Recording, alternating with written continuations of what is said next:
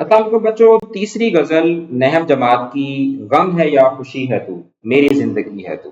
ناصر کاظمی کی لکھی ہوئی نظم غزل، جن کو چھوٹی بہر کا بڑا شاعر کہا جاتا ہے، بہت ہی مشہور غزل ہے یہ۔ اس کو بہت سارے سنگرز نے بھی اس کو گایا ہے۔ تو شاعر یہ کہتے ہیں کہ غم ہے یا خوشی ہے تو، میری زندگی ہے تو۔ شاعر اپنے محبوب سے مخاطب ہوتا ہے، تو کا لفظ جو ہے وہ محبوب کے لیے استعارہ ہے۔ اور غم اور خوشی جو ہیں یہ دونوں متضاد الفاظ ہیں، تو اس کے اندر صنعت تضاد پائی جاتی ہے۔ خوشی اور زندگی جو ہے وہ اس غزل کا قافیہ ہیں۔ اور شاعر اپنے محبوب کو زندگی کہہ رہے ہیں، تو زندگی کا لفظ جو ہے وہ محبوب کے لیے کیا ہے؟ استعارہ ہے۔ تو در حقیقت اس غزل کے اندر شاعر یہ بتانا چاہ رہا ہے ہمیں کہ انسان کی زندگی کے اندر جو ہے وہ خوشی اور غم دونوں ہوتے ہیں، اور کچھ اہم لوگ ہوتے ہیں ہماری زندگی میں جن کی وجہ سے ہی ہماری زندگی کا نظام چلتا ہے۔ تو یہ شعر زندگی اور جذبات کی وابستگی کو خوبصورتی سے بیان کرتا ہے۔ شاعر یہ کہتے ہیں کہ غم ہو یا خوشی، دونوں کی اہمیت اسی تو سے ہے، یعنی زندگی کی ہر کیفیت، ہر احساس اسی وجود یا شخصیت سے جڑا ہوا ہے جسے شاعر تو کہتا ہے۔ اور یہ تو محبوب بھی ہو سکتا ہے، یا کوئی ایسا شخص یا وجود ہو سکتا ہے جو شاعر کی روحانی، ذہنی یا جذباتی زندگی میں بنیادی مقام رکھتا ہے۔ تو شاعر کی نظر میں زندگی صرف سانس لینے یا وقت گزارنے کا نام نہیں، بلکہ وہ ہر لمحہ، ہر جذبات کی کیفیت ہے جو اسی تو کی موجودگی سے جڑی ہوئی ہے۔ غم میں بھی، خوشی میں بھی، زندگی کی اصل قدر اور معنی اسی ذات سے وابستہ ہے۔ تو یہ تو جو ہے وہ محبوب بھی ہو سکتا ہے، اللہ تعالیٰ کی ذات بھی ہو سکتی ہے۔ تو اس شعر کا پیغام یہ ہے کہ انسان کی زندگی کی حقیقت اس کے تعلقات، محبت اور روحانی رب سے جڑی ہوتی ہے، اور جو چیز انسان کے دل کے قریب ہو وہی در حقیقت انسان کی زندگی کی اصل روح ہوتی ہے۔ پھر اس کے بعد وہ کہتے ہیں کہ آفتوں کے دور میں چین کی گھڑی ہے تو۔ آفتوں کے دور میں یعنی مصیبتوں کے دور میں وہ کہہ رہے ہیں کہ میری زندگی میں مصیبتیں ہیں، اور ان مصیبتوں میں جو ایک لمحہ مجھے سکون کا ملتا ہے وہ اپنے محبوب کو کہتا ہے کہ تو ہے۔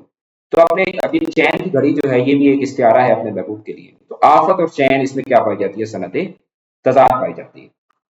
تو اس شعر میں شاعر جو ہے وہ زندگی کے مشکل اور طوفانی لمحات میں سکون کی اہمیت کو بیان کرتا ہے۔ شاعر یہ کہتا ہے کہ زندگی میں جب انسان کو مشکلات اور آزمائشیں آتی ہیں، جسے وہ آفتوں کا دور کہتا ہے، تو وہ بے چین، پریشان اور کمزور محسوس کرتا ہے۔ ایسے وقت میں اگر کوئی ایک لمحہ، کوئی شخص دل کو سکون دے تو وہ سب سے قیمتی بن جاتا ہے۔ یہاں تو سے مراد وہ ہستی ہے جو انسان کے دل کو راحت بخشتی ہے، جیسے طوفان میں ایک پرسکون ساحل۔ شاعر کا مقصد یہ، مطلب یہ ہے کہ مشکل وقت میں کسی ایک شخص یا احساس کی موجودگی انسان کے لیے سب سے بڑی نعمت اور سہارا بن جاتی ہے۔ تو شاعر اس شعر میں محبت، دوستی اور کسی عزیز کی موجودگی کو زندگی کی اصل پناہ اور سکون کا ذریعہ قرار دیتا ہے۔ اگلے شعر میں شاعر یہ کہتا ہے کہ میری رات کا چراغ، میری نیند بھی ہے تو۔ رات کا لفظ جو ہے نا یہ مشکلات کے لیے استعارہ ہے، کہ جب رات جس طرح سے رات میں کچھ نظر نہیں آ رہا ہوتا، تو اپنے محبوب کو، اپنی زندگی کو وہ ایک رات کے ساتھ یعنی کہ کمپیئر کرتا ہے، اور اپنے محبوب کو جس طرح چراغ ایک لیمپ کے طور پر، ایک سمبل آف لائٹ کے طور پر جو ہے وہ پریزنٹ کرتا ہے۔ میری رات کا چراغ، میری نیند بھی ہے تو۔ اپنے محبوب کو وہ نیند بھی کہہ رہے ہیں، کیونکہ نیند کیا ہوتا ہے؟ سکون کا ایک استعارہ ہے، سمبل آف پیس ہے۔ تو تمام جو غزل ہے اس کے اشعار کی جو تشریح ہے وہ ملتی جلتی ہے۔ تو اس شعر میں شاعر نے ایک شخص یا ہستی کو اپنی زندگی کا سب سے قیمتی حصہ قرار دیا ہے۔ میری رات کا چراغ سے مراد وہ روشنی یا رہنمائی ہے جو اندھیری رات میں انسان کا راستہ دکھائے۔ یعنی یہ ہستی یا وجود شاعر کے لیے رہنمائی، سکون اور امید کا ذریعہ۔ میری نیند بھی ہے تو، اس سے شاعر یہ ظاہر کرتا ہے کہ اس ہستی کی موجودگی سے اس کی راحت اور سکون ممکن ہے۔ اس کے بغیر نہ وہ سکون سے سو سکتا ہے، نہ ذہنی سکون حاصل کر سکتا ہے۔ مختصر یہ کہ شاعر کے لیے یہ ہستی روشنی اور سکون کا مجموعہ ہے۔ پھر اگلے شعر کی طرف چلتے ہیں۔ تو اگلے شعر میں شاعر یہ کہتا ہے کہ میں خزاں کی شام ہوں، رت بہار کی ہے تو۔ شاعر یہ کہتا ہے کہ اپنے آپ کو وہ، ایک تو خزاں اور بہار کے اندر صنعت تضاد پائی جاتی ہے۔ تو شاعر کہتے ہیں کہ میں خزاں کی شام ہوں، یعنی خزاں کی شام جو ہے یہ استعارہ ہے ایک اجڑے ہوئے شخص کے لیے، کیونکہ جو آٹم کی، آپ اگر دیکھیں تو جو آٹم کی ایوننگز ہوتی ہیں بڑی گلومی گلومی سی ہوتی ہیں، بڑی اداس اداس سی ہوتی ہیں۔ تو شاعر اپنے آپ کو خزاں کی شام کہہ رہے ہیں، اور اپنے محبوب کو بہار کا موسم کہہ رہے ہیں۔ تو یعنی بہار کی رت یعنی خوشی کا باعث، ٹھیک ہے۔ تو اب اس کے اندر بھی ایک کمپیرزن ہو رہا ہے خزاں اور بہار کے ذریعے، تو یہ صنعت تضاد اس میں ہوگی۔ تو اس میں شاعر یہ کہتا ہے کہ اس میں شاعر نے اپنے دل اور جذبات کی حالت کو بہت خوبصورت انداز میں بیان کیا ہے۔ وقت کو خزاں کی شام کہتا ہے، یعنی اداسی، تنہائی، زوال اور سناٹے کی علامت۔ یہ اس کی اندرونی کیفیت، تھکن اور مایوسی کو ظاہر کرتا ہے۔ اس کے برعکس تو یعنی اس کا محبوب بہار کی طرح خوشی، روشنی، رنگ، خوشبو اور زندگی سے بھرپور۔ یہ شخص یا ہستی شاعر کے لیے امید، خوشی اور نرمی کا ذریعہ ہے۔ تو شاعر کے مطابق زندگی میں بعض تعلقات ایسے ہوتے ہیں کہ ایک طرف اداسی اور تنہائی ہوتی ہے، اور دوسری طرف وہ ہستی یا شخص روشنی اور سکون لے کر آتا ہے۔ تو یہ شعر اس تعلق کی اہمیت اور تضاد کو نہایت دل نشین انداز میں بیان کرتا ہے، جہاں ایک طرف ایک فریق اندھیرا ہے اور دوسرا امید کی کرن ہے۔ اپنے آپ کو وہ ایک اجڑی ہوئی چیز کے طور پر دکھا رہے ہیں اور اپنے محبوب کو خوشحالی کی وجہ کے طور پر دکھا رہے ہیں۔ پھر کہتے ہیں کہ دوستوں کے درمیان وجہ دوستی ہے، تو اپنے دوست کو اپنے محبوب کو دوستی کی وجہ کہہ رہے ہیں۔ تو یہ بھی کیا ہے، استعارہ ہے کہ ایک چیز کو دوسری چیز جب آپ کہتے ہیں تو استعارہ ہوتا ہے۔ تو اس شعر میں شاعر دوستی کی اہمیت اور اس کے پیچھے چھپی وجہ کو واضح کرتا ہے۔ وہ کہتا ہے کہ دوستوں کے درمیان جو رشتہ قائم ہے وہ صرف اور صرف اس کے محبوب کی وجہ سے، یعنی اس کا محبوب وہ شخصیت ہے کہ جس کی موجودگی محبت یا اخلاص لوگوں کو ایک دوسرے کے قریب لاتی ہے۔ یہ تو کا لفظ جو ہے ممکن ہے کسی خاص دوست کی شکل میں ہو یا ایک جذبے کی شکل میں ہو جو انسان کے دلوں میں محبت، احترام اور قربت پیدا کرتا ہے۔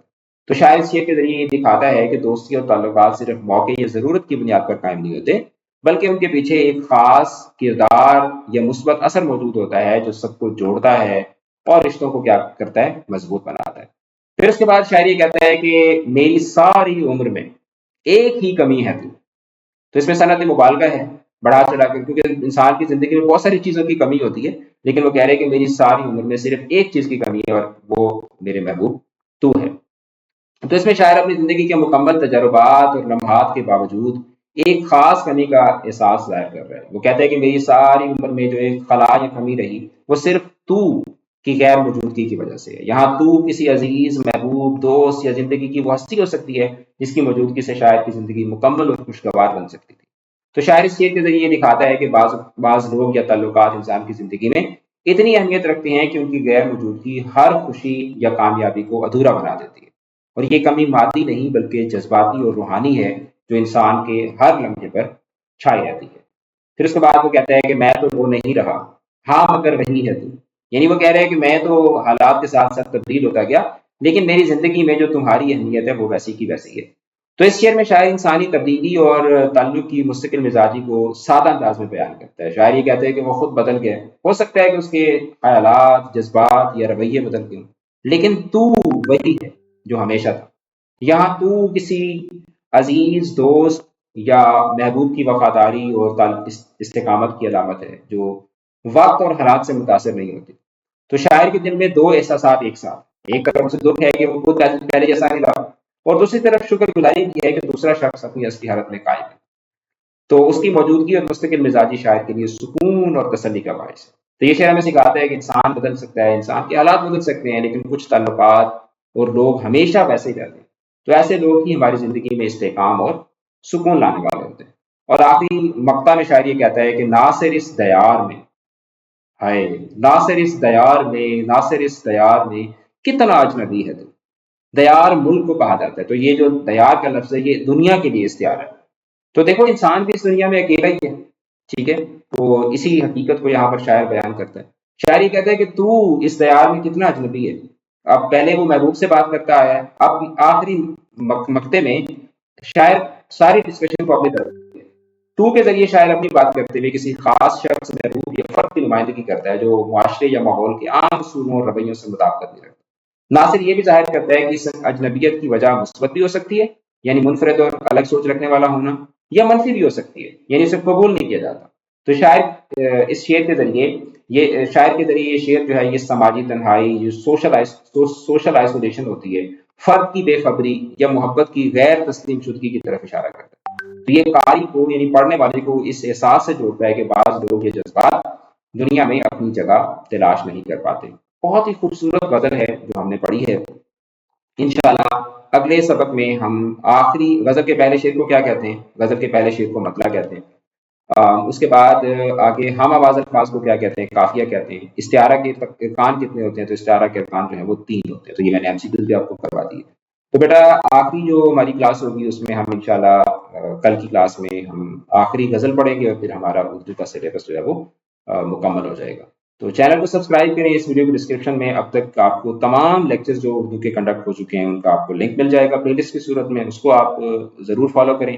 اگر آپ ہماری لائیو کلاسز کو جوائن کرنا چاہتے ہیں تو اس کے لیے آپ اکیڈمی کے نمبر پہ رابطہ کر کے ہماری لائیو کلاسز کو بھی جوائن کر سکتے ہیں۔ اپنا بہت زیادہ خیال رکھیے گا۔ آل دا بیسٹ، خدا حافظ۔